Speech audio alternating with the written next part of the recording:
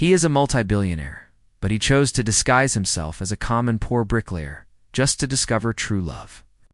He doesn't want any woman who will be drawn to his wealth or fame. Will she discover true love? Let's find out. Meanwhile, if you're just joining this channel, please subscribe and give the story a thumbs up. Also, let us know where you're watching from. In the busy heart of Lagos, where towering cranes pierced the skyline and the air pulsed with the rhythm of machinery, there stood a half-finished construction site, one among many in the restless city. Beneath the scaffolding, amid cement, sweat, and sand, labored a man no one paid much attention to. His name was Agu Nnaji, or so it seemed.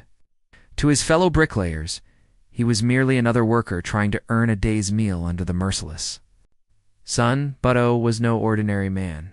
He was a billionaire in disguise. Behind the dust-covered face and worn-out clothes was the brains behind one of Nigeria's largest construction empires, Agu Holdings. He owned estates in Banana Island, had dined with presidents, and closed deals in Dubai and Singapore. Yet, here he was, bent over cement blocks, lifting bricks with trembling arms, silently observing a world that would have bowed before him had they known his identity. Why? Because Agu was weary. He was weary of women who loved only the echo of his bank account. Tired of friends who smiled only when he gave. Tired of yes-men, pretenders, and gold diggers. His last relationship had ended in disgrace. He had overheard his fiancée boasting to her friends about enduring his looks just to secure the lifestyle. That night, August stood by his penthouse window, gazing at the Victoria Island skyline, and made a daring decision. He would vanish. He shaved his beard, changed his hairstyle, donated his luxury wardrobe, instructed his assistant to keep his location secret. Then, with just a backpack and a few naira, he stepped into a world that had once served him. Determined to experience life from the bottom up, he found work as a laborer at a random building site in Asia. The work was hard and brutal. The first week, his hands bled, his back ached. He ate cold bread and drank sachet water. No one recognized him. To them, he was just that quiet new guy, and that suited him perfectly. Yet as the days passed, he observed exactly what he had come to witness. Women passed by the site frequently, some delivering items, others waiting for workers, who had promised to send money, unspared a second glance. One particularly striking woman in high heels laughed as her friend pointed at mixing cement. "Even if I'm starving, I'll never marry a man like that," she said loudly enough for him to hear. Another woman selling snacks refused to hand a meat pie when he couldn't pay in full. "No credit for men who can't hold real jobs," she sneered. The rejection stung, but it didn't surprise him. What struck most was how easily dignity could be stripped from a man based on appearances. Here he was, the owner of the entire site, looked down upon by the very people whose bills he unknowingly paid. But Agu didn't flinch. He worked harder. He woke up at dawn, swept the dusty grounds, carried more bags than assigned and earned quiet respect from a few older workers who admired his diligence. Still, most people avoided him. Mothers warned their daughters to stay away from men who smelled of sweat and failure. No one knew his name. No one cared. Yet every night, after scrubbing the grime from his skin with cold water from a cracked pipe, Agu would gaze at the night sky and recall his mother's words. "If you want to find a woman who sees your heart, not your house, you must first cover your crown." And so he remained, working, watching, waiting. One evening, as he sat alone near a stack of blocks, watching the sun dip behind Lagos rooftops, he wrote in a small journal hidden in his backpack, "Day 27. I have seen the eyes of women, who see nothing but my dirt. I have heard the laughter of men who think a man is only as worthy as his shoes. But somewhere in this dust I believe there is still one soul who sees beyond it. I must find her." And then, as if fate had answered his silent prayer, the next morning arrived with something different. Gentle voice, the familiar clatter of dishes, and the scent of freshly cooked jollof rice. That was the morning Veronica walked into his life, balancing coolers of food on her head. Unaware that her path was about to cross with a man whose secret would change her life forever, the The morning after O's journal entry dawned with a dull, gray sky, promising more sweat. The building site was already alive by 6 a.m. metal clanging, foremen barking, and the air thick with the smell of wet cement and diesel. Agu moved slowly, exhausted from days of labor and sleepless nights. He hadn't eaten since the previous morning. His pocket was empty, and the stale bread he had hidden under his bag had been eaten by rats. He was kneeling by a pile of bricks. When he heard it, a soft, rhythmic jingle, metal spoons clinking gently in a plastic bowl. He turned his head. Walking through the gate was a young woman balancing 2 stainless steel coolers on her head, wrapped in an old scarf. Her wrapper swayed with each step, and though her slippers were worn, she walked with grace. She couldn't have been more than 22. She looked tired but determined. "Hot rice, beans, and dodo," she called out with surprising cheer. Her voice cut through the noise and settled like warmth in Agu's chest.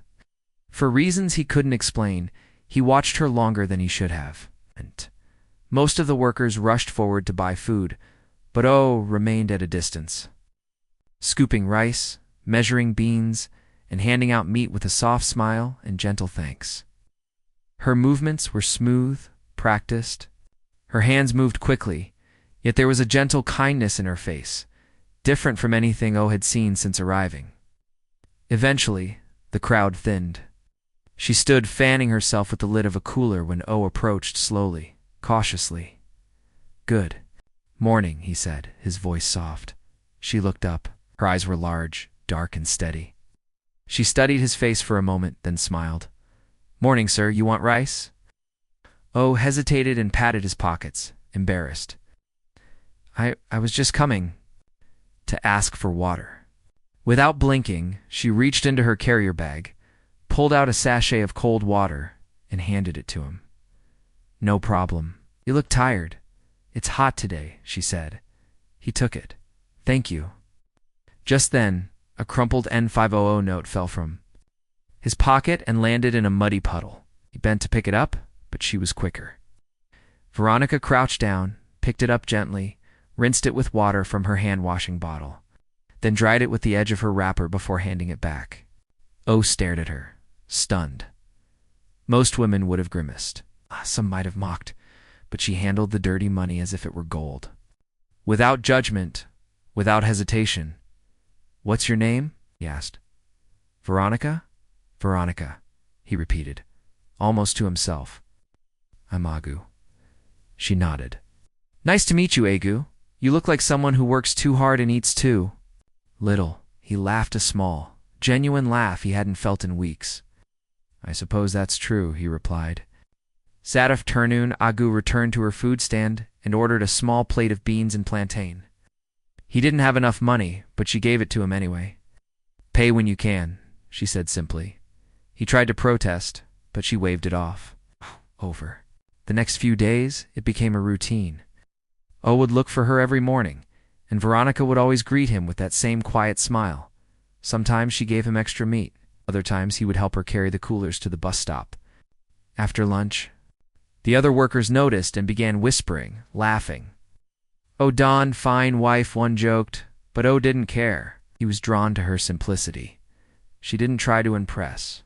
She didn't speak loudly or dress to attract, yet she had a dignity about her, a strength he couldn't explain.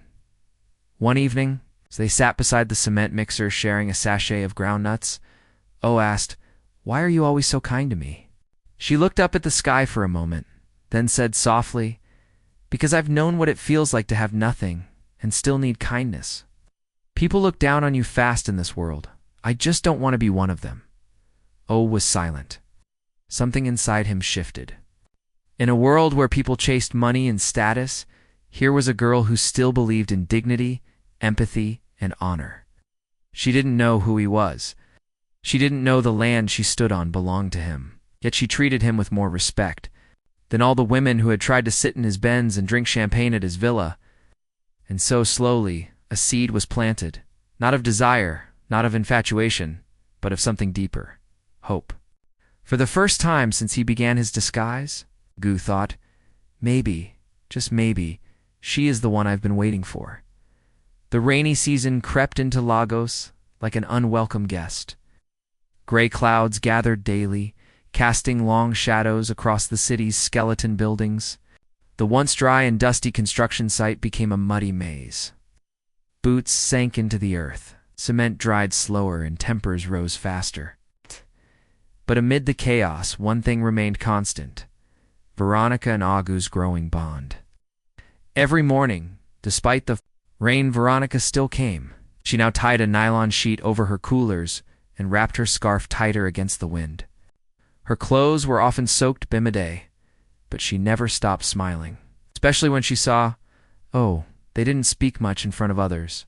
They had developed a quiet understanding, a connection, in the way their eyes met across the scaffolding. When O was too tired to walk over, Veronica brought the food to him. Sometimes he paid, sometimes he didn't, but she never once asked for money. Other workers started to notice. Some. Veronica's aunt. She marched across the muddy street in anger. When she spotted Veronica sitting on a slab of concrete beside laughing over a shared sachet of chin-chin, she exploded. "Veronica," she shouted, "what are you doing sitting with this dirty man?" Slowly stood, confused, but Veronica's face had already paled. "Auntie, please," she said softly. "He's not what you think," I said. "Stand up," Madame roared, grabbing her niece by the arm. "So this is why you're always late, sitting with a bricklayer. Is this what you've become?" Veronica tried to explain, but her aunt was relentless. "You think a man who can't afford 3 meals is a husband? You think love will feed you? Foolish girl, if your mother were alive." Veronica flinched, watched quietly, fists clenched at his sides. He wanted to speak, to defend her, to tell this woman she was insulting a man who could buy 10 of her shops and still have change. But he stayed silent. He had chosen this test. He had chosen this path. Before he could step forward, Madame shoved Veronica's food cooler to the ground, plates shattered, rice and stew spilled like fallen pride. Everyone froze. "I don't want to see you near this man again," she spat. "You've disgraced this family enough." Then she turned and stormed off. Veronica stood motionless. Her lips trembled, but no tears came. Slowly, she bent down and began picking up the broken plates. O knelt beside her. "I'm sorry," he whispered. She shook her head. "Don't be. You didn't do anything wrong." That night, Agu waited near the back of the site where a small wooden structure stood. He didn't see her again that day, but when the sun disappeared and the clouds opened, the rain fell in sheets. Still, she didn't come. He worried, maybe. She had been forced to leave. Maybe Madame Joma had locked her inside. Maybe he had pushed her too far just by existing in her life. Then, just before midnight, a soft knock echoed from the edge of the site. She stood there, shivering in the rain, carrying nothing but a nylon bag of clothes and a plastic spoon. "My aunt said I'm no longer welcome in her house," she said quietly. "If I choose to associate with a man like you, I should find somewhere else to sleep." O stared at her, heart pounding. There's a dry corner in the building," he said. "It's not much, but it's safe. You can rest there." She nodded, and just like that, Veronica entered his world. Not the world of secrets and wealth, but the real one, the raw one, the one with no roof, no furniture, no comfort. Just 2 people trying to survive. He offered her his only jacket. Again, she lay on a pile of folded cement bags while he sat against the wall, knees pulled to his chest.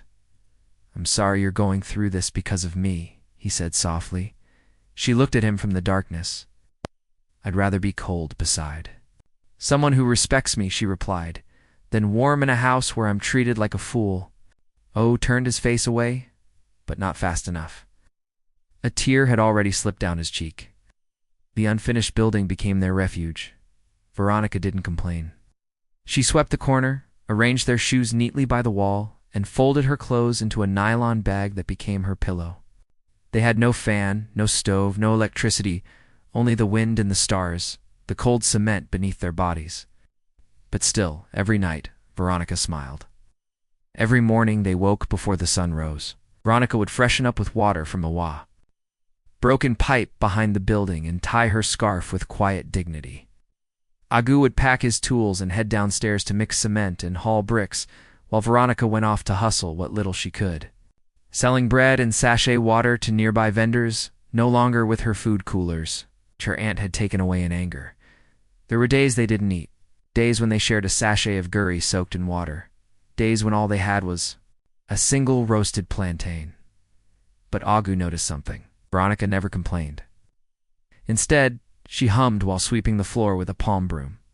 She joked about the mosquitoes being over-friendly guests. She made the cold building feel like home, with nothing but her voice and presence. And every night, after O returned from work with sore shoulders and blistered palms, she would welcome him like a king returning from war. "You're back," she would say softly, offering him the first bite of whatever meager meal they managed. "To find, you look tired, but still strong." Her words lifted Morthana's spirits. They lifted the weight he carried, the guilt, the secrets, the fear that maybe this disguise had gone too far. One night, the rain came with thunder. The wind howled through the open windows, slamming wooden planks against the wall. Awoke, up startled to find Veronica shivering beside him, her arms wrapped around herself. Without hesitation, he pulled her close. "What?" She didn't resist. She rested her head against his chest, and he held her, feeling her heartbeat against his. Neither of them spoke for a long while. Finally, she whispered, "Do you miss home?" O paused. He could have said, "I own a mansion in Ikoi." Could have said, "I have 7 cars, 3 houses abroad, and a private chef." But he didn't. He simply said, "Yes." Veronica nodded. "Me too." They lay there in silence, listening to the rain beat down like war drums on the zinc roof. In that moment, Agu realized something powerful. Veronica wasn't in love with his money because she didn't know it existed. She had fallen in love with the man beneath the surface, with his quiet strength, with his kindness, the part of him even he had forgotten existed. The next morning, O watched her as she fetched water from the broken tap. Her wrapper was damp, her slippers worn thin. She was the very picture of hardship. But her eyes shone with something rare, contentment. And that to him was more beautiful than diamonds. Later that day, O's coworker Sunday teased him at lunch. "You and that hawker girl. HM. Love in the gutter. Are you two planning to marry under the scaffolding?" O smiled politely, but said nothing. That evening, as he and Veronica sat side by side sharing a roasted corn cob, he turned to her. "I've never known peace like this before," he said. Veronica laughed gently. "We're sleeping on cement." "Agu?" "Yes," he replied, "but my heart has never been softer." She grew quiet. Then she asked, "If I told you I had nothing to offer, no future, no money, would you still sit here beside me?" He didn't hesitate. "I'd sit here for the rest of my life." She turned to face him fully. "What if we never leave this building? What if this is all we ever have?" O looked around at the broken walls, the hanging wires, the exposed rebar. Then he looked at her. "If I have you beside me, I won't notice." In that moment, something passed between them. Something deeper than words. A promise. A bond. Not one sealed by wealth or luxury, but by shared struggle, by trust, by quiet love, built in silence and cement. That night, he lay awake, staring at the ceiling beams. He knew the end of the test was near. He knew that soon he would have to reveal the truth, but a question haunted him. Will she forgive me for not telling her sooner? Weeks passed. The rainy season softened, but Agu's feelings grew stronger, richer than the soil beneath his tired boots. Every day he worked harder. Every night he returned to Veronica with scraped palms and aching muscles, yet her presence made everything bearable. Her laughter, her resilience, her ability to find light in the darkest corners. It humbled him. One evening, as the sun dipped low and the sky turned golden behind the skeletal building, O sat with Veronica, watching her stitch a torn hem on her wrapper. She was focused, lips slightly parted, hands working gently but efficiently. "You sew so well," he said. She smiled without looking up. "My mother taught me before she passed." O nodded, hesitating. You speak about her often, he said. She was my best friend, Veronica said softly.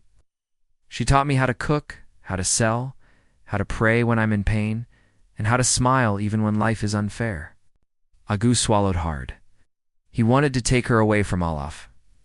This, too, lift her out of the dust and place her in the palace she deserved. But he wasn't ready. Not yet. The truth would come, but only after one last step. The next day, O went to the market alone. He sold an old wristwatch he had been holding on to. It wasn't real gold, just a symbol, a reminder of the world he had left behind. But it fetched enough for a small gift. That night, under a full moon, and beside a flickering lantern, Agu reached into his pocket and pulled out a ring. It wasn't made of gold or diamonds.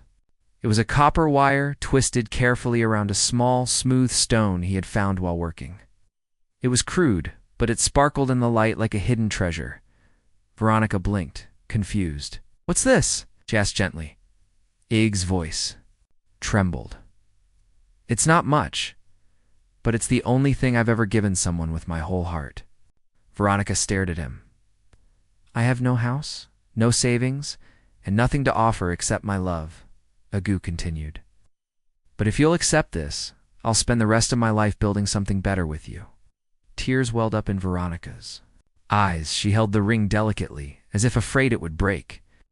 "You're the only man who ever respected me enough to ask," she whispered. Then slowly, she slid the wire ring onto her finger. "Yes," she said 100 times. "Yes." They sat in silence for a long time, fingers intertwined, the wind gently swaying the tall grasses around the building. Somewhere in the distance, a church bell rang. The city buzzed with its usual noise, but their corner of the world was still sacred. The next morning, word spread among the workers. "You've proposed to her?" One asked incredulously. "With what money?" Another laughed. "Love won't pay rent, my brother." Some shook their heads. Others jeered, but O remained,